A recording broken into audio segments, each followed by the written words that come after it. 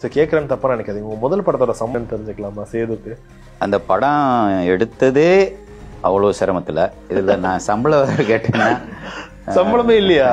சம்பளமெல்லாம் இல்லை. சும்மா அப்ப நந்தா தான் முதல்ல சம்பளம் வாங்கினது. நீங்க எவ்வளோ அப்ப அதை எவ்வளவு தெரிஞ்சுக்கலாம்? ஏன்னா அது ஒரு பெரிய தொகையா இருக்கும் போது அது ஒரு சந்தோஷத்தை கொடுத்துருக்கோம்ல ஒரு கிரியேட்டரா. ஓகே, நம்மளுக்கு ஒரு வந்திருக்கு ஒரு காசுன்னா என்னன்னு தெரிஞ்சுக்கலாமா? அது அமெரிக்க வாழ் தமிழர்கள் கொடுத்த பணம், முன் பணம். அது டாலரில் கொடுத்ததுனால அதோட எவ்வளோன்றது தெரியல. சரி, உங்க வாழ்க்கையில நீங்க ஃபர்ஸ்ட் பார்த்த ஒரு பெரிய செக்குன்னா என்ன சார்? ஒரு பெரிய அமௌண்ட், ஒரு செக்கா? பணம் எனக்கு தேவைதான், ஆனால் அதை கொடுத்து என்னை விலைக்கு வாங்க முடியாது. இந்த கடைசி 10 வருஷத்துல எப்பாச்சும் பணம் உங்க லைஃப்ல ஒரு பெரிய இம்பாக்ட் ஏற்படுத்தியிருக்கா?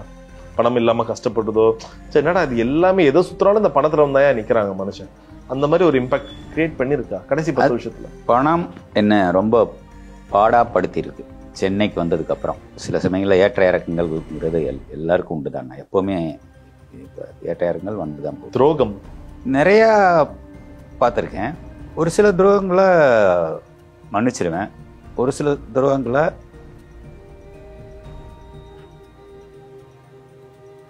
மரணத்தருவாயில கூட மன்னிக்க மாட்டேன். ஆனா அது என்னன்னு இப்போ சொல்ல முடியாது. இல்ல நானும் கேட்கல. ஆனா அது நீங்க மன்னிச்சிருங்க. சரி, ரெண்டு விஷயம் இருக்குல்ல, மன்னிக்கிறது வேற, மறக்கிறது வேற. மறக்க முயற்சி பண்ணிருக்கீங்களா? மறக்க முடியாதுல்ல, துரோகம்ன்றது மறக்க முடியாது. மன்னிக்கலாம், அது நடந்தது தானே. ஏதோ ஒரு வகையில அது ஒரு வழியை உண்டாக்கிட்டு தான் இருக்கும். தனிமை உங்களுக்கு எவ்வளவு நெருக்கம்? பிடிக்குமா உங்களுக்கு தனியா இருக்கிறது? தனியா இருக்கிறது பிடிக்கும். சில சமயங்கள்ல யாராவது பக்கத்துல இருக்கணும்னு மனசு தவிக்கும். ரெண்டுமே இருக்கு. ஸோ உங்களுக்கு அந்த 3 o'clock ஃப்ரெண்ட்லாம் இருக்காங்களா சார்? ஏதாச்சும் மனசு சரியில்லை, வாடா மீட் பண்ணலாம், இல்லை எங்கன்னா வெளியில போகலாம், அந்த மாதிரி சினிமாக்குள்ள சார்? இல்ல அந்த மாதிரி யாரும் ரொம்ப நெருங்க மிஷ்கின் சாரோ இல்லை அந்த மாதிரி கூட யாருமே இல்லை?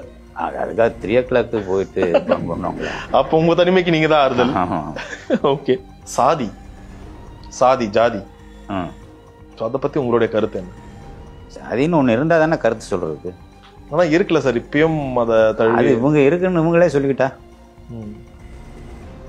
இது மனுஷன் உருவாக்குன ஒரு குளக்கட்டை பிடிச்ச மாதிரி, ஆளுக்கு ஒரு குளக்கட்டை பிடிச்சி அதுக்கு ஒரு பேர் வச்சுக்கிட்டானு, அவ்வளவுதான். மற்றபடி ஜாதின்றது எனக்கு அதுல ஒரு நம்பிக்கை இல்லை. ஓகே, உங்க படங்களை நீங்க ஆசைப்பட்டிருக்கீங்களா? ரொம்ப ஒரு ஆணித்தரமா ஒரு அழுத்தமா காட்டணும் இந்த சமூகத்துல நடக்கிற ஜாதி அடக்குமுறை. ஏற்கனவே குதிச்சு போய் தான் இருக்கு. இதுக்கு இடையில நானும் ஒரு படம் எடுத்து அதை அந்த நெருப்பை கிளறி விட நான் விரும்பல. சரி, அது தானா அடங்கட்டும். ஓகே.